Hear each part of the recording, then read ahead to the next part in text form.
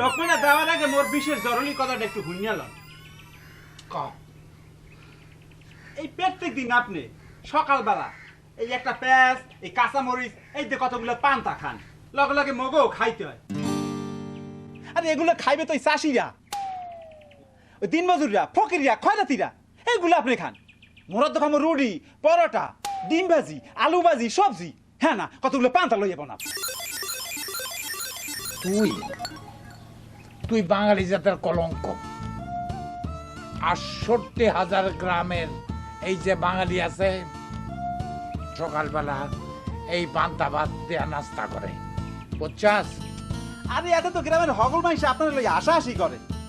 আপনার এত টাকা আছে, তারপর আপনি খরচ করেন না। আপনার তো হগলটি কিপটা কয়, সবাই মিলে আপনার সমালোচনা করে, এত আপনার শরম করে না? জ্ঞানী লোকদের সমালোচনা হবেই।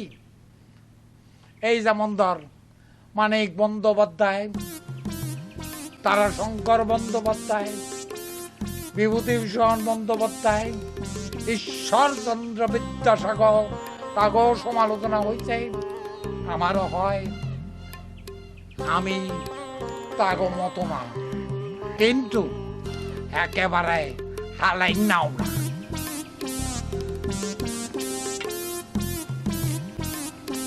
মামা, আর কয়দিন পর তো কোরবানি, আপনি কোরবানি দেবেন না? গ্রামের মানুষ তো কাওয়াকাই করতেছে, আপনি বলে কোরবানি দেবেন না? বাবারে, আমার জন্য তো কোরবানি যায় না। কে? আপনার তো সয় সম্পত্তির অভাব নাই, কারিগর ইতিহাস। আমি তো সুদে টাকা লাগাচ্ছি, সুদের টাকা দেওয়া কোরবানি হয় না। তবে কোরবানি আমি দিন, যেদিন হালাল রুজি করুম এই দিন কোরবানি দিব।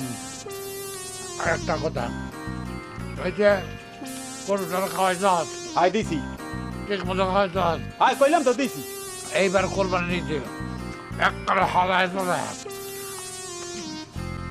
এই কোরবান দাম হইব ১,০০,০০০ টাকা।